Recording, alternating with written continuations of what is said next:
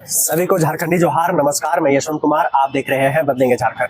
अभी हमारे साथ विकास जी हैं जो बड़कागांव विधानसभा से चुनाव लड़े थे और उनको सफलता नहीं मिली, लेकिन फिर भी देखिए इनके जज्बातों को, इनकी बातों को देखिए कि हमें ये बुलाते हैं और कहते हैं कि मुझे इस बार कुछ कहना है बड़कागांव विधानसभा के जनता से और यहाँ के माननीय विधायक जी से। तो सबसे पहले मैं आपको बदलेंगे झारखंड में सबसे पहले मैं आपका स्वागत करता हूँ। तो मेरा सवाल आपसे यही है कि आप चुनाव लड़े, पहली बार आप चुनाव लड़े, कैसा महसूस किया आप? सबसे पहले मैं बड़कागांव के जनता को प्रणाम, जोहार, नमस्कार करता हूं। और मैं चुनाव तो हार गया, लेकिन मुझे बहुत अनुभव मिला। और जो हमारे चुनाव अभी जीते हैं रोशन लाल चौधरी जी, उनको मैं शुभकामना देना चाहूँगा। और इसमें चुनाव में चूंकि हम लोग 26 प्रत्याशी थे, 26 प्रत्याशी में कोई एक ही प्रत्याशी जीते। बिल्कुल बिल्कुल। हाँ, और जनादेश जो हुआ, मैं जनता के जो मत हुआ उसका मैं स्वीकार करता हूँ। और मैं चाहता हूं कि बड़कागांव का जो विकास है अनवरत जारी रहे, उसमें रुकावट नहीं होना चाहिए। क्योंकि अभी बड़कागांव का जो समस्या है, विस्थापन का सबसे बड़ा समस्या है, रोजगार का सबसे बड़ा समस्या है, और हमारे जो विकास अधूरे पड़े हुए हैं। जिस उम्मीद से बीजेपी को हमारे जनता ने वोट किए, और उस उम्मीद जो है वो पूरा होना चाहिए। क्योंकि अभी बड़कागांव में विस्थापन का लाभ ना के बराबर मिल रहा है, और वो सबसे बड़ा मेरा मुद्दा है। क्योंकि ऐसा स्थिति हो गया है कि अभी अपना जल जंगल जमीन को दे करके लोग और भटक रहे हैं। ये नहीं होना चाहिए। जब हमारे यहाँ पे लोग रोजगार आके कर रहे हैं बाहर से, तो फिर हमारे लोग को रोजगार क्यों नहीं मिलना चाहिए? और बीजेपी का एक और बड़ा उद्देश्य था कि हम महोदय का इशू भी बनाया गया था। तो मैं चाहूंगा कि महोदय का जो झंडा है शांतिपूर्वक ढंग से दोनों समुदाय जो हैं उनको समझाते बुझाते हुए और उसको किया जाए। क्योंकि एक बड़ा ही मुद्दा था और बहुत दिन से ये मामला पड़ा हुआ है। और जो बड़कागांव विधानसभा में जो रास्ता खराब होने की वजह से परेशानियां होते हैं, आए दिन एक्सीडेंट होते रहते हैं, इस पर भी ध्यान देना चाहिए। अगर कोई रास्ता मरम्मति करना है तो उसको चौड़ीकरण करना है तो किया जाए। क्योंकि हम लोग हमेशा देखते हैं कि वहाँ पे परेशानी लोग होते रहता है, और सप्ताह में 15 दिन में आए दिन एक्सीडेंट होता रहता है। 15 दिन तो बहुत दिन आप बोल दिए। अभी आप इस पिछले महीने की अगर घटना को आप सुनेंगे तो एक दिन छोड़ करके एक दिन पे एक्सीडेंट हुआ है, और सरासर देखा जाए तो कंपनियां की गाड़ियां ही है जो चपेटे में ले लेती है, और एक कह सकते हैं कि गरीब परिवार का व्यक्ति उसमें पिसा जाता है। अब उसके साथ यही होता है कि उसको कुछ मुआवजा मिल जाता है, और वो भी मुआवजा के सही रीति से नहीं मिल पाता है। तो क्या इस पर एक ठोस नियम और कानून बनना नहीं चाहिए? बिल्कुल, इसके नियम होना ही चाहिए। क्योंकि अभी जो हमारे रास्ता बड़कागांव का है वो पीपल्स के चलने के लिए है, कंपनी की गाड़ियां चलने के लिए नहीं है। अगर कंपनी की गाड़ी चाहिए तो उसको क्वालिटी का बनाना चाहिए। और बोले कि गरीब लोग अगर मान लेते हैं मुआवजा मिल जाता है, एक परिवार का होता है, उसको कुछ तो पैसा दे दीजिए, लेकिन उसके बच्चे को जो सहानुभूति जो उनके पिता से मिलते हैं या उनके भाई से मिलते हैं, वो तो पैसा से नहीं खरीदा जा सकता है। बिल्कुल नहीं। तो क्यों ना हम ऐसा करें कि जो मुआवजा का पैसा है या फिर जो टेंडर का पैसा है उसको बढ़िया क्वालिटी का रास्ता बनाएं, ताकि किसी को दिक्कत ना हो। ये मेरा विशेष करके आग्रह रहेगा वर्तमान विधायक जी से। अच्छा, आपका क्या उद्देश्य था और क्या किस वजह से आप चुनाव में आए थे?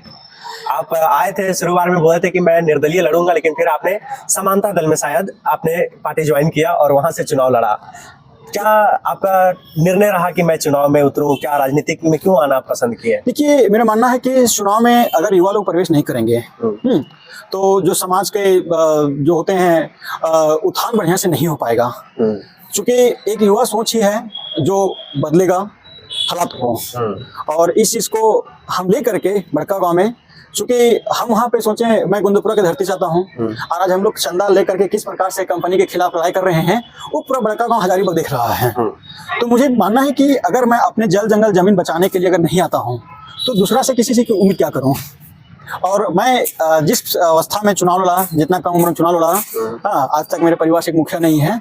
उस हिसाब से मुझे लगता है कि एक युवाओं के लिए ये प्रेरणा स्रोत होंगे, और कल चल करके युवा और आगे आएंगे, बढ़ेंगे।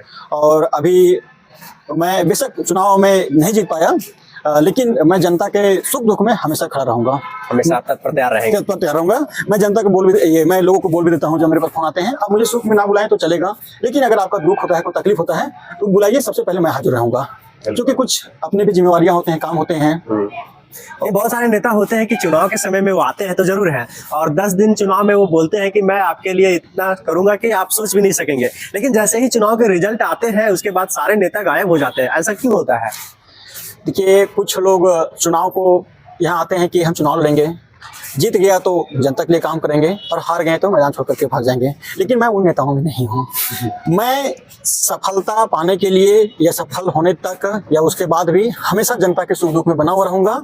और अभी मेरे पास में कुछ वर्क हैं बड़काओं को लेकर के, चूँकि कुछ विधायक महोदय जोर लगाएंगे, कुछ मैं जोर लगाऊंगा, तो मुझे लगता है कि विस्थापन का भी लाभ लोग को मिलेंगे।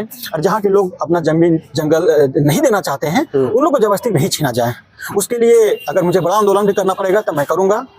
एक भाई साहब से बात हो रहा था कि नहीं अब तो कोलवरी खुल के रहेगा, लेकिन हमने बोला कि अभी बड़कागांव पश्चिमी केवल बर्बाद हुआ है, पूर्वी को हम बचा कर रहेंगे। उसके लिए अगर मेरा शरीर का एक बूंद भी बलल रहेगा तो वो भी काम आएगा और मैं तब तक लड़ूंगा अपना जल जंगल जमीन बचाने के लिए। क्योंकि कंपनियां तो बड़े बड़े वादा करते हैं, दावा करते हैं, लेकिन जहाँ पे कंपनी खुल चुके हैं क्या वहाँ विस्थापन की सुविधा मिला है? नहीं। लोग दर दर भटक रहे हैं। तो हम अपना जल जंगल जमीन को दे करके और किसी के आगे भीख क्यों मांगो? ये मुझे नहीं करना है।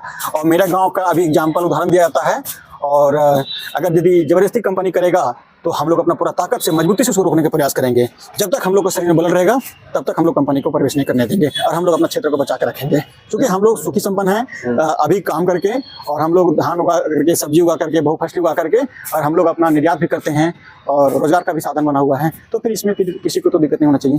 लगभग 500 से अधिक दिन हो गए हैं गोंदलपुरा में आज धरना प्रदर्शन करते हुए, और आज तक आप लोगों का कहें, ये जज्बा कहें या जुनून कहें, आज तक कायम है। और बहुत सारे नेता आए, नेता चले गए, लेकिन वहाँ के बातों को आज तक नहीं मिला है कि वहाँ की जनता को ये नहीं आश्वासन मिला है कि यहाँ कंपनी नहीं खुलेगी। जो भी आता है वो डायरेक्ट यही बात बोलता है कि कंपनी खुलेगी और एक अच्छा मुआवजा देकर के जाएगी। क्या वहाँ पे कंपनी खुलना उचित है? मैं बोलूँगा कि वह बिल्कुल उचित नहीं है। क्योंकि हमारे पूर्वजों ने, हमारे बाप दादा ने बहुत सारा ज़मीन को सींच करके उपजाऊ बनाया है, और जिसका पेपर नहीं है, जीएम लैंड जिसको हम लोग बोलते हैं, उसका कंपनी का कोई मुआवजा का प्रावधान नहीं है। जो हमारी रहती ज़मीन है उसको शायद 20 या 25 लाख रुपये एकड़ देना चाहता है। लेकिन मेरा कहना है कि क्या उतना में हम वहाँ ज़मीन गंवा करके हम यहाँ पे अपना हजारीबाग में एक कट्ठा भी जमीन नहीं खरीद सकते हैं? घर बनाने को दूर कीजिए, तो फिर मैं क्यों दूँ? अगर सरकार को लगता है कि हमको कोयला चाहिए तो ऊर्जा के बहुत सारे विकल्प हैं। हमारे पास सौर ऊर्जा है, हाइड्रो ऊर्जा है, पवन ऊर्जा है। हम उस ओर क्यों नहीं बढ़ते हैं? एटॉमिक ऊर्जा है, उस ओर हम क्यों नहीं बढ़ते हैं? क्यों कोयला पे लगे हुए हैं? ये तो समाप्त होने वाली चीज़ है। क्योंकि इसका एकमात्र उद्देश्य है कि हमारा जो शिक्षा व्यवस्था है उसको दुरुस्त करना पड़ेगा। जब हमारे बच्चे पढ़ेंगे, नया नया टेक्निक आएगा, तो वो अपने जो है जीने का जरिया और जो टेक्नोलॉजी का यूज करके अन्य वैकल्पिक ऊर्जा के साधन बहुत सारा आविष्कार करेंगे। तो हम क्यों ना उस आगे बढ़ रहे हैं? हम क्यों पारंपरिक ऊर्जा पे पड़े हुए हैं जिससे हमको नुकसान हो रहा है, लोग को परेशानी हो रहा है? ये तो विकल्प अगर नहीं रहता तो हमको तो करना पड़ता, लेकिन मेरे पास विकल्प बहुत सारे हैं, उसके बस हम इसको प्रयोग नहीं कर पा रहे हैं। और उसको प्रयोग करने के लिए हमको शिक्षा व्यवस्था दुरुस्त करना पड़ेगा। हमने चुनाव से पहले भी बोला था कि अगर मैं चुनाव जीत कर आता हूँ तो मैं सबसे पहले मैं शिक्षा व्यवस्था को दुरुस्त करूंगा। एक आखिरी सवाल आपसे मेरा यही रहेगा, क्या 2029 में आप जोरदार तरीके से लड़ेंगे चुनाव? मैं आज से चुनाव तक लगातार जनता के बीच में रहूंगा और जनता का सेवा करूंगा और जनता का आशीर्वाद लूंगा। हाँ, मुझे लगता है कि फर्स्ट टाइम आदमी को पहचानने में थोड़ा सा समय लगता है, लेकिन अगर 4 साल में जनता के बीच में रहूंगा तो निश्चित रूप से मेरे जनता पहचानेंगे और पूर्ण बहुमत से मुझे जिताएंगे। और मैं जो वादा किया या फिर मैं जो कमियां देख रहा हूँ उसे मैं पूरा करने का हर संभव प्रयास करूंगा।